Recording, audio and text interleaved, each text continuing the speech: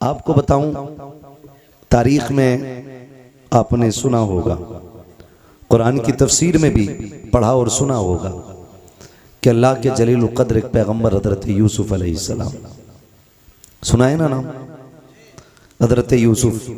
और हमारे बुढ़े बुड्ढों को यूसुफ जुलेखा की कहानी बड़ी याद रहती। वो है ना, हजारों मर चुके और सैकड़ों तैयार बैठे। यूसुफ जुलेखा की कहानी अक्सर लोग जानते हैं। हज़रत यूसुफ अलैहिस्सलाम, मैं समझाने के लिए ये बात कह रहा हूँ, जब हज़रत यूसुफ की बोली लगी मिस्र के बाज़ार में, तो हुस्न इतना अजीम था कि हर कोई ख़रीदार बनना चाहता था। सबकी तमन्ना थी ये मुझे मिल जाए, मुझे मिल जाए। ऐलान हुआ यूसुफ उसे मिलेंगे जो सारी कमाई लेके आएगा, जो कुल कमाई लेके आएगा उसे यूसुफ मिलेंगे। तो बड़े बड़े अमीरों की लाइन तो लगी थी, साथ में अजीज़े मिस्र भी है। और उसने अपनी तिजोरी के दरवाजे खोल दिए। एक पल्ले पे हुस्न यूसुफ है, दूसरे पल्ले पे अजीज़े मिस्र की दौलत है, लेकिन अजीज़े मिस्र की कुल कायनात भी हुस्न यूसुफ की खैरात ना बन सकी। इतना हसीन रब ने हज़रत यूसुफ को बनाया। बताना ये चाहता हूँ, जब अरबपति करोड़पति लोग हुस्न यूसुफ के खरीदार बन के खड़े थे ना, तो कुछ तमाशाइयों के बीच से एक शोर उठा, हटो बच्चों मुझे भी जाने दो, हटो बच्चों मुझे भी जाने दो। जब मुड़ के बच्चों ने, नौजवानों ने पीछे देखा ना, तो एक बूढ़ी औरत थी और उसके हाथ में रुई का धागा था। किसी ने कहा तू किधर जा रही है? कहा यूसुफ को खरीदना है। उसने कहा तू खरीदेगी? कहा हाँ। कहा क्या लेके आई है? का ऐलान नहीं सुना, जो कुल खजाना लेके आएगा अपना वो ही खरीदेगा। का पूरी 5 सेर रुई का धागा है, यही मेरी सारी कमाई थी, ये लेके आ गई हूं। तो किसी ने कहा वापस चली जा, औकात क्या के 5 सेर रुई की और इसके काटे हुए धागे की। देख यूसुफ की खरीदारी में बड़े बड़े अमीर लग गए हैं, अजीज़े मिस्र का कुल खजाना चढ़ गया है, तू धागे लेके आई है, वो हीरे जवाहिरात तुल रखे हैं। उसने कहा था जाने तो दो। कहा क्यों? कहा खरीदारों में खड़ा तो हो जाने दो। कहा क्यों? ताकि कयामत में अल्लाह जब यूसुफ के खरीदारों को पुकारेगा तो कम से कम खरीदने वालों में गरीब का भी नाम आ जाएगा।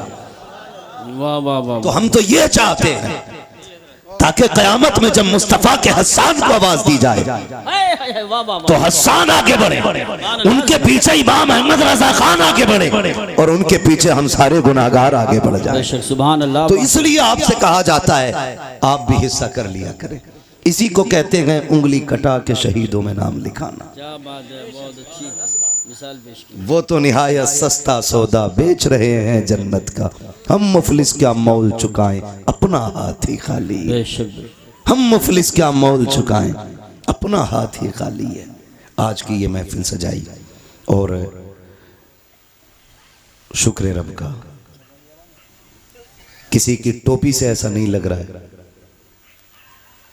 कि यहाँ पे कोई फिरका बना के बैठा है या कोई अलग जमात लेके बैठा है।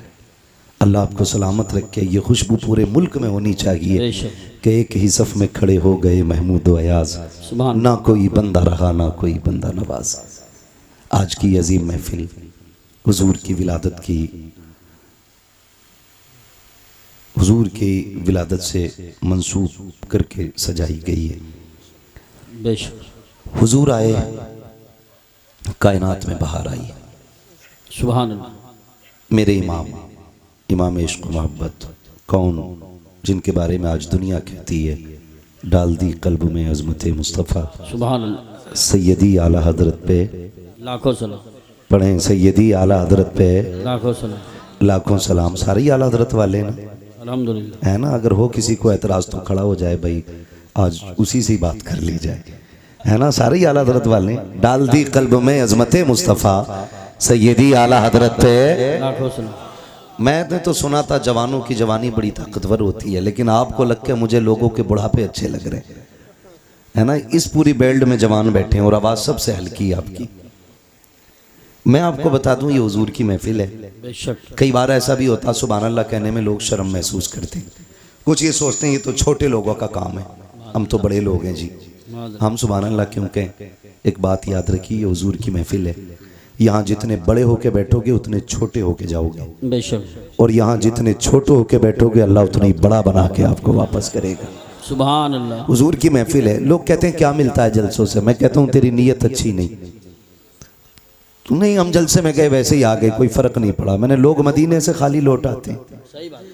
तू जलसे से खाली लौट गया तो कौन सी बड़ी बात है। लोग मदीने से लौट आते तो क्या मतलब मदीने में कुछ नहीं मिलता। लेकिन जिन्होंने पाया उन्होंने तो ये कहा ना, मंगतों का हाथ उठते ही दाता की देन। बेशक।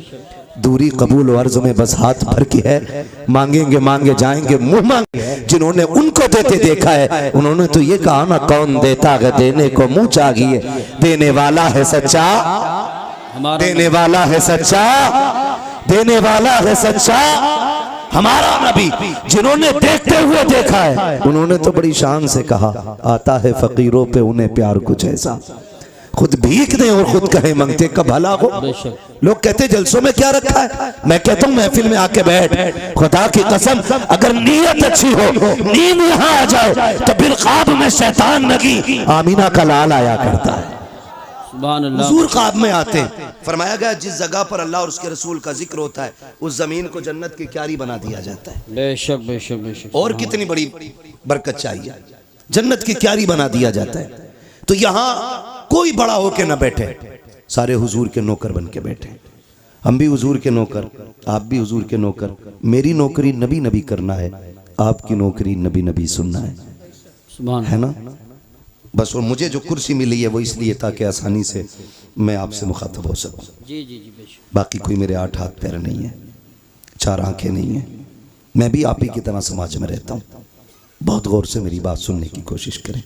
ये महफिल सजाई, अल्लाह इस महफिल के सदक़े में हर घर में बरकत अता फरमाए। आमीन। हुजूर आए, मेरे इमाम इश्क मोहब्बत ने, सरकार आला हज़रत ने फरमाया, आला हज़रत फरमाते मसला आला हज़रत का भी है, मतलब लफ्ज़ आला हज़रत पे भी बड़े झगड़े रहते हैं और रज़वी बरेलवी के भी बड़े झगड़े रहते हैं। एक बात मैं बता दूं, हर वली हर पीर की कोशिश और जिम्मेदारी ये है कि वो बंदे को खुदा तक पहुंचाए। जी बेशक, बहुत अच्छी बात है। समझ रहे ना, क्या जिम्मेदारी है बंदों को खुदा तक बोलें आप लोग, खुदा तक पहुंचाएं। हर वली की यह जिम्मेदारी है। अब रह गई छोटे बड़े के झगड़े की बात, तो आला हजरत बड़े हैं या शराफत मियाँ बड़े हैं, शाजी मियाँ बड़े हैं, वारिस पाक बड़े हैं, साबिर पाक बड़े हैं, ये फैसला वो करे जो इनसे बड़ा हो। जी जी जी सही बात है, बिल्कुल सही फरमाया। बहुत गौर से मेरी बात सुनिए, ये फैसला वो करे जो इनसे बड़ा हो, और अगर इनकी बराबरी की भी औकात नहीं है ना तो फिर यही कह तेरे टुकड़ों पे पले गैर की ठोकर पे न वाह वाह वाह वाह। झड़कियां खाएं कहां छोड़ के सदका तेरा, सदका तेरा। और याद रखिएगा, कुछ लोग सिर्फ अकीदत की बुनियाद पे माने गए, कुछ अजमतों की बुनियाद पे माने गए, लेकिन कुछ लोग वो हैं जो अपने कारनामों की बुनियाद पे माने जाते हैं। बेशक बेशक, सुभान। समझ रहे ना मेरी बात, कारनामों की बुनियाद पे माने गए, और अपने कारनामे की बुनियाद पे माने जाने वाले लोगों में एक नाम सरकार आला हजरत का नाम भी है। बेशक।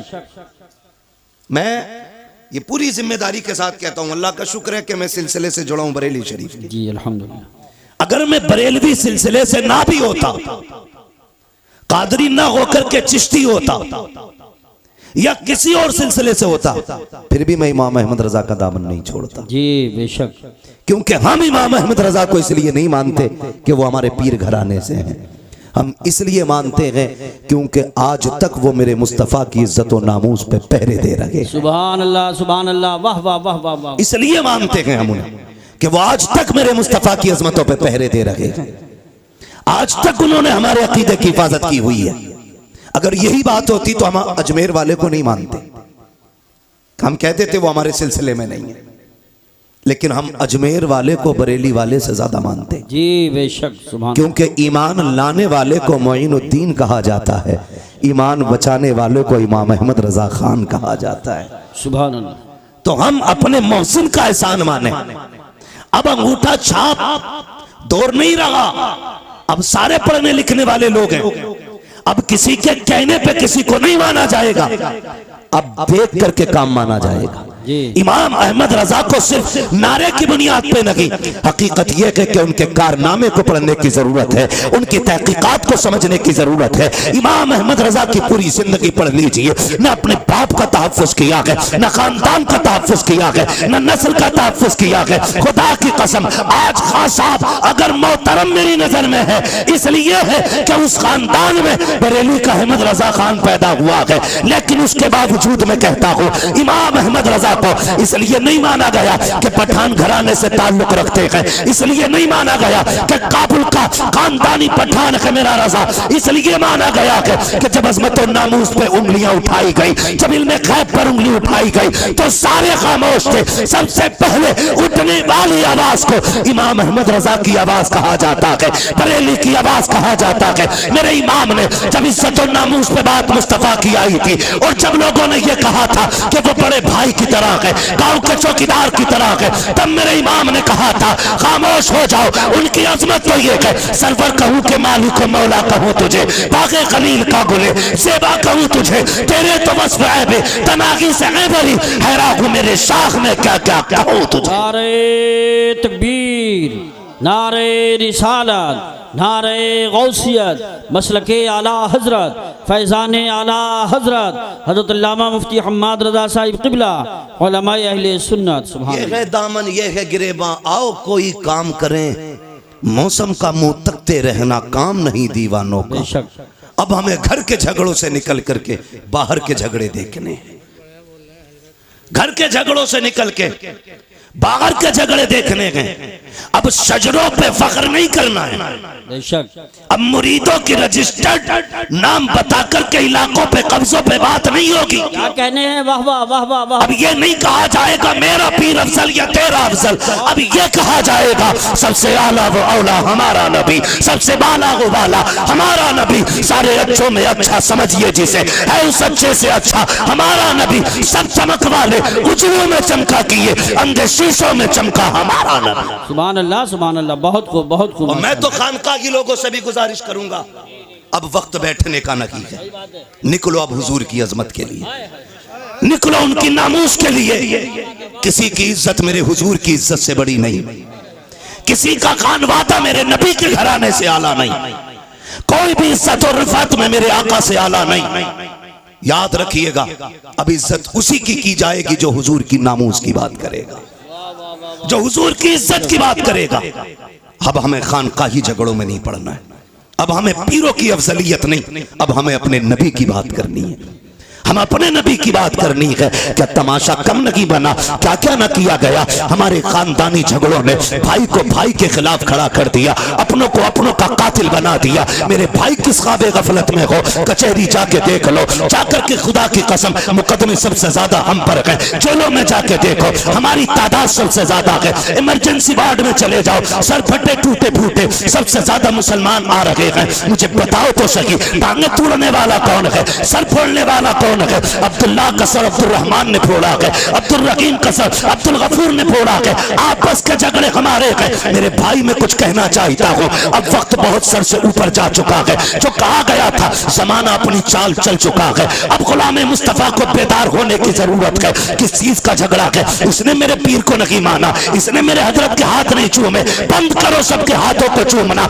अब सिर्फ उसके हाथ चूमे जाएंगे जिन हाथों में मुस्तफा के लिए हथकड़ी होगी। अब उसके कदमों को सर का ताज बनाया जाएगा, जिसके कदमों में नबी के लिए बेड़ियां होंगी और ऐलान किया जाएगा तुम्हें जाना तुम्हें माना, न रखा गैर से काम, लिल्लाहिल हम्द में दुनिया से मुसलमान गए।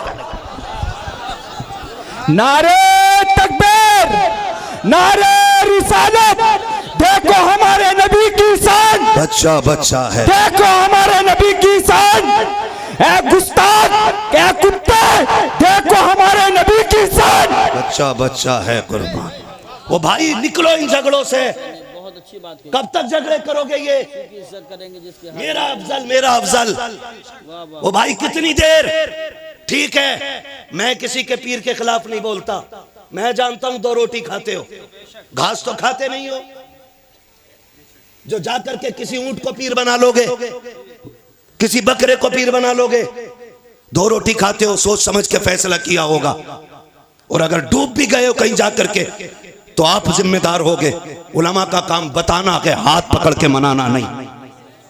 मर्जी है, लेकिन कहीं भी रहो हुजूर की इज्जत के पहरेदार रहो, हुजूर की इज्जत के पहरेदार रहो। कहां कहां तुम्हें टारगेट नहीं किया जा रहा है, तुमसे जरा सी गलती हो जाती है, इतने बड़े केस की इतनी बड़ी फाइल तैयार की जाती है, नाम पूछ करके फंसाया जाता है। अगर चेकिंग में नाम अब्दुल्ला आ गया, क्या हमने चौकों में नहीं करता हो, हाथ कंगन को आरसी क्या, पढ़े लिखे को फारसी क्या। खुदा की कसम चौक में जाके देखो, सारा पानी खुमार उतर जाएगा। क्या दौलत तुम्हारे पास है, 20 बीघे जमीन है तो अपने भाई को जमीन पे गाड़ने पे लगे हो, 50 बीघे के मालिक बन गए हो तो अपनों के दुश्मन हो गए हो। औकात क्या के 100 बिगलने की मिनट नहीं लगते हैं, चुटकियों में बिक जाया करती है। कोई औकात जमीन और जायदाद की नहीं है। बड़े बड़े अमीरों को पैदल होते देखा है, हमने नंगे पैर वालों को गाड़ियों में चलते देखा है। दौलत का कोई खुमार नहीं, गुर्बत कोई लानत नहीं है। बदलो अपने रवैयों को, खुदा की कसम फख्र अगर करना है तो फिर उसके रसूल पे फख्र करो, गुलामी मुस्तफा पे फख्र करो। दौलत की औकात क्या है, कितने पैसे वाले मदीने न जा सके, कितने गरीब मुस्तफा हर साल बुलाते हैं। किसी को कोई लेके चला जाता है, किसी को कोई लेके चला जाता है। अगर दौलत असल होती तो खुदा की कसम कभी गरीब मदीने न जाता, और अगर दौलत असल होती तो कोई कमजोर हुजूर के चौखट तक न जाता। लेकिन हमने तो ये देखा है, महबूब की महफिल को महबूब सजाते हैं, आते हैं वही जिनको सरकार बुलाते हैं। सुभान अल्लाह माशाअल्लाह। निकलो इन झगड़ों से। हर गांव की ये कहानी है, हर गांव की ये कहानी है। बताओ ये, मगर ये याद रखना, हम किसी जाली पीर को किसी कीमत पे बर्दाश्त नहीं करेंगे, इसलिए कि पीर का काम खुदा से मिलाना है। और अगर वो ईमान पे डाका डालेगा तो फिर लकुम दीनुकुम वलिय दीन, फिर कोई मुरव्वत नहीं, फिर लात मार देंगे। हम आपको एक बार बताएंगे, इसके चंगल से बच जाओ, वरना दुनिया भी बर्बाद आखिरत भी।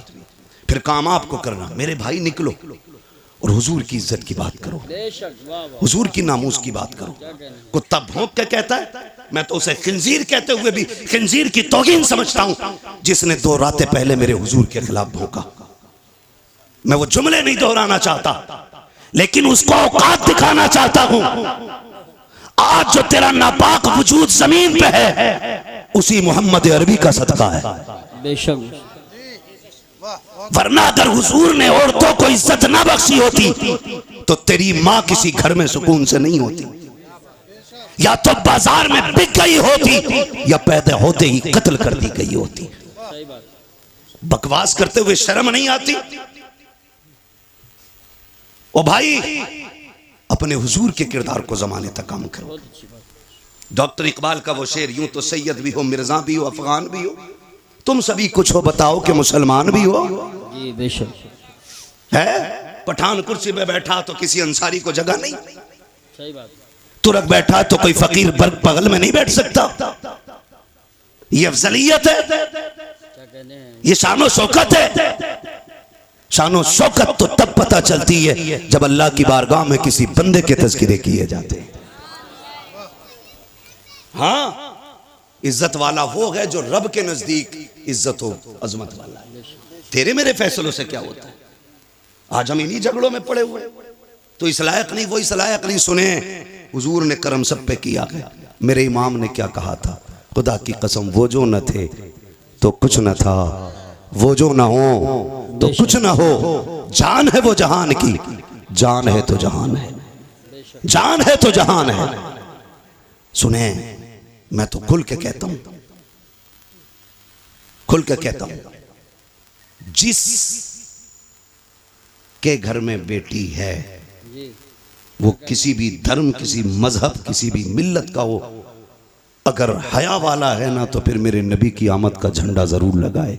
सुभान अल्लाह, वाह वाह वाह वाह। इसलिए कि बेटी किसी के भी घर की हो, किसी के भी घर की बेटी हो, उसकी इज्जत मदीने वाले के सदक़े में महफूज है। बेशक बेशक। मैं बेशुमार मुल्कों की कहानी आपको सुना सकता हूं, लेकिन मैं सिर्फ चंद बातें आपसे करूं, चंद बातें।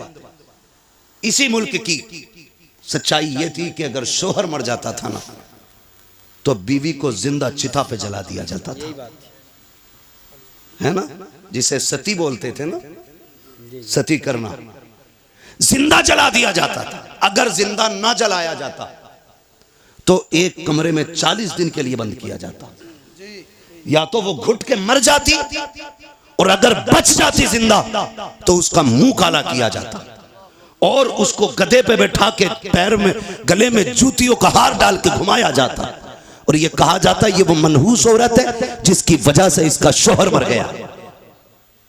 हुजूर आए, सुभान अल्लाह, हुजूर आए, सुभान अल्लाह।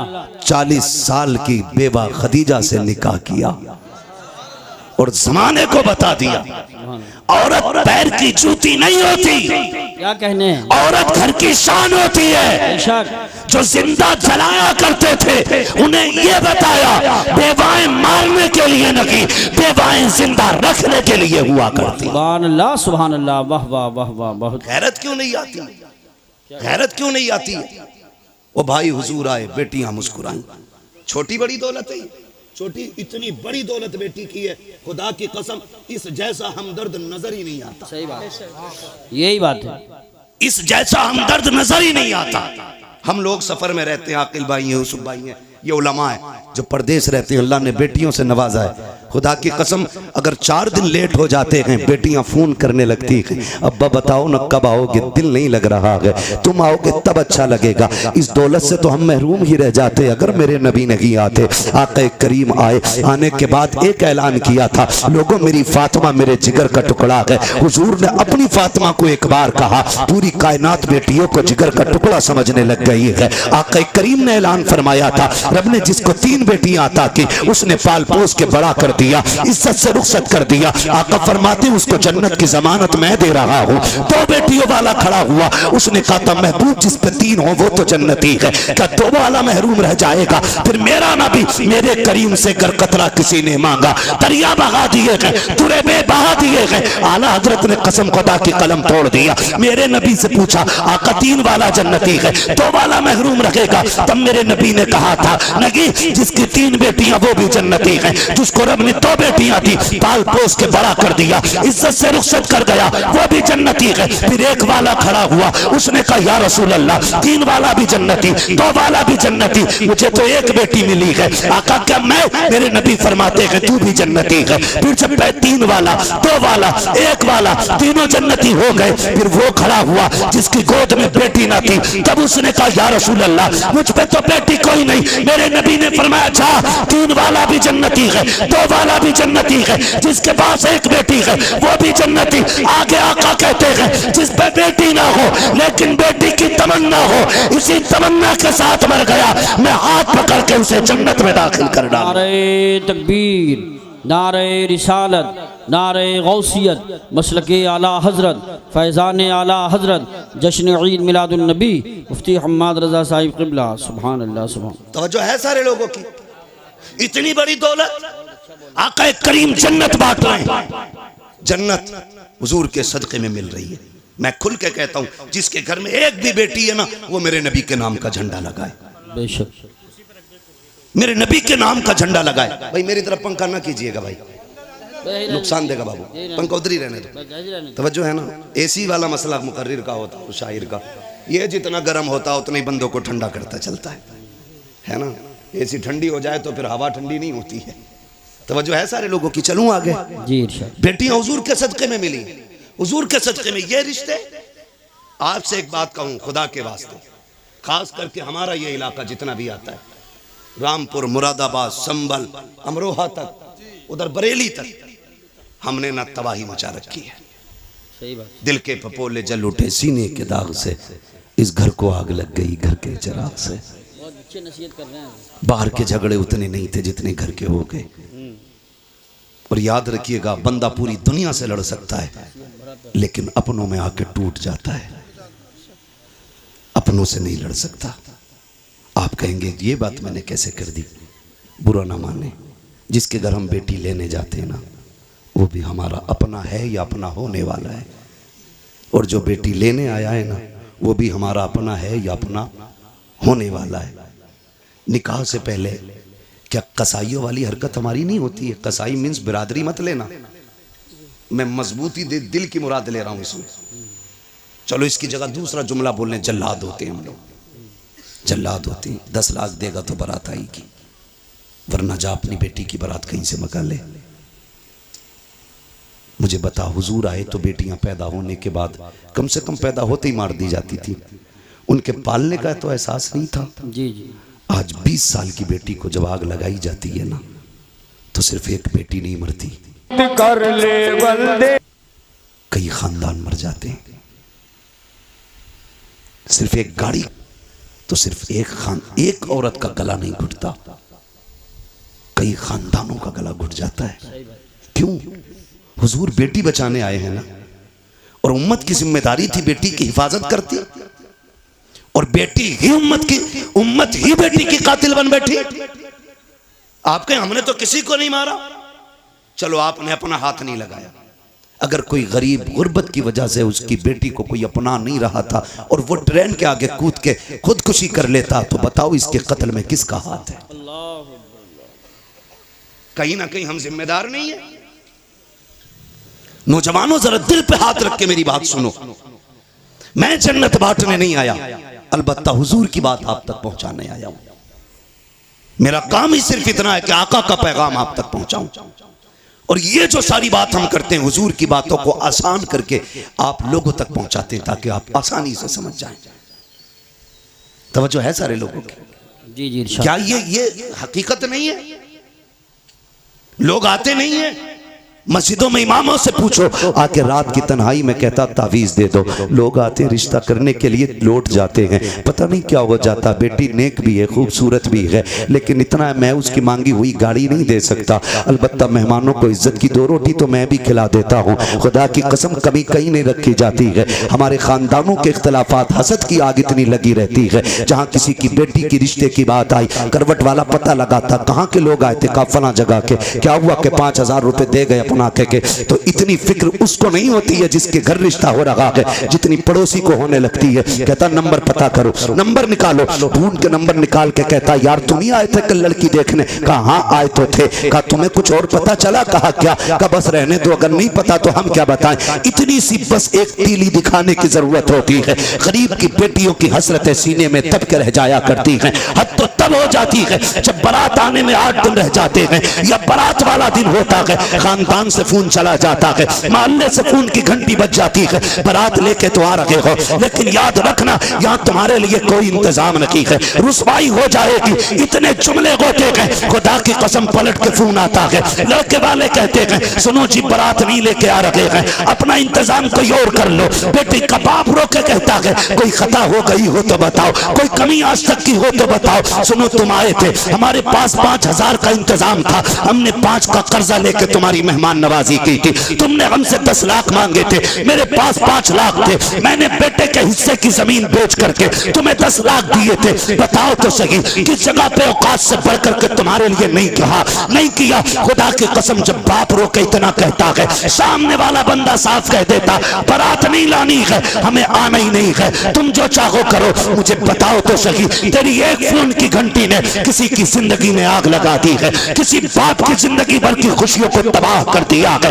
और ये तो बाप का दर्द है, उस बेटी के दर्द को कौन समझेगा जिसके हाथों की मेहंदी लगी की लगी रह गई, जिसके बदन पर सुर्ख जोड़ा चढ़ा था लेकिन निकाह तक न पहुंच सकी है। कौन समझेगा उस बेटी के दर्द को जिसने अपने जीते जी अपने आप को बेवा महसूस किया हो। और तुम्हें खुदा का वास्ता अगर किसी का दिल दुखाया इस तरह, दुनिया का तावीज तो क्या पीर गले में लटका लेना, कुछ नहीं हो सकता है। अगर सुकून चाहते हो टूटे दिल जोड़ दो, खुदा तुम्हारे रिश्ते अपनी रहमतों से जोड़ डाले। नारे तकबीर, नारे रिसालत, नारे गौसियत, मसलके आला हजरत, जश्न ईद मिलादुन नबी, उलमाए अहले सुन्नत। सुभान हुजूर बेटियां बचाने आए हैं, बड़ा अच्छा पैगाम, बहुत अच्छा पैगाम बचाने आए हैं। वो हमने बेटियों के गले काट दिए।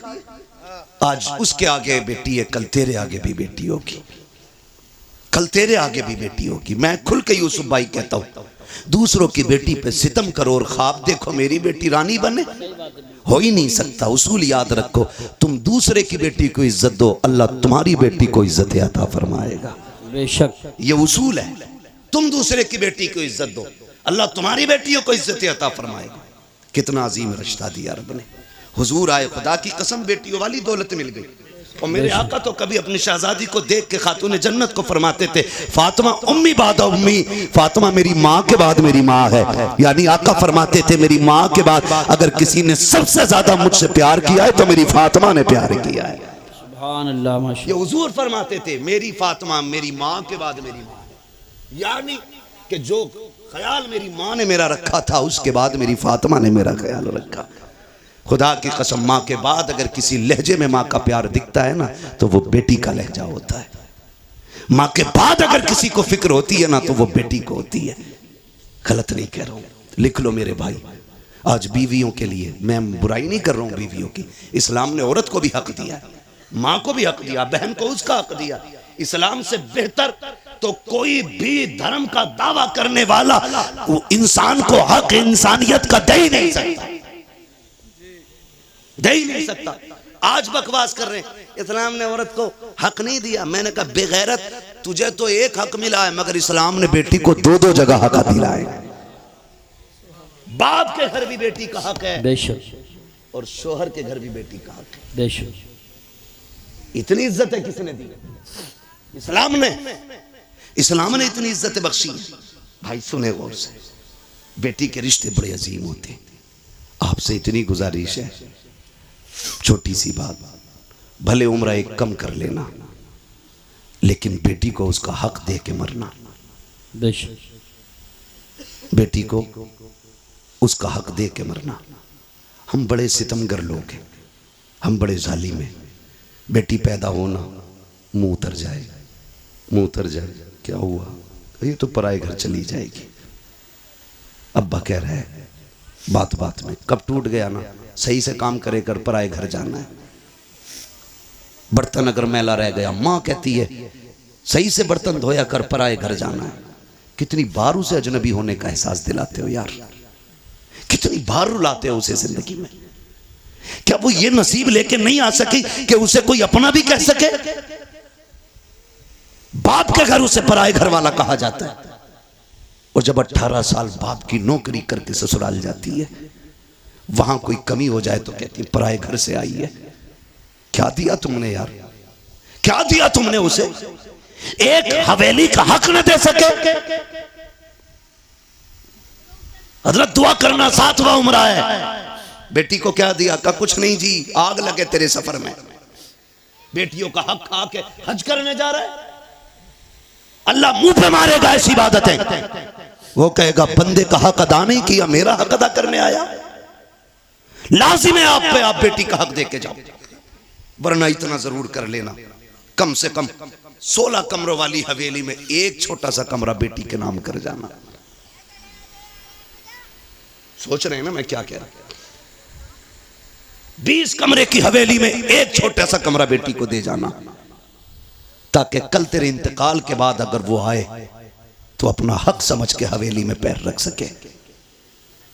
भाई और भाभी की इजाजत की मोहताज ना हो।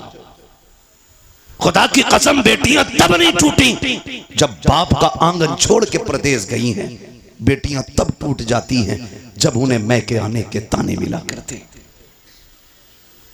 कहां के इंसान है हम? कितनी इंसानियत हमारे बीच में? मुझे बताएं, अपनी बहन रोते हुए दरवाजे से जाए तो फिर तुझे इंसान कहलाने का हक किसने दिया? एक कमरा बेटी को दे के जाना। वरना कई बहनें रो के कहती हैं 7 साल हो गए भाई बुलाने नहीं आया। अब्बा थे तो मैं हर 8 दिन में, महीने में चली जाती थी। जब से बाप का जनाजा उठा है मैं तो मैं कहीं भूल गई। क्यों?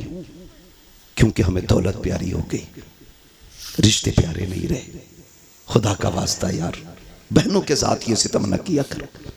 क्या बिगाड़ा बहनों ने हमारा? क्या बिगाड़ा? यही कि 18 साल बिना तनख्वाह के हमारे वक्त पे कपड़े धुलती रही, बगैर कहे हमें बिस्तर बिछे मिलते रहे। ये कसूर था बहन का कि जब भी तू परदेश से आया कभी तुझे ठंडा खाना नहीं खाने दिया। ये खता थी बहन की। बहनें कहती रही मेरा भाई यूसुफ आता होगा, मेरा भाई आकिल आता होगा, मैं उस वक्त रोटी पकाऊंगी जब ये दस्तरखान पे बैठेगा। बता इतनी फिक्र कौन करेगा।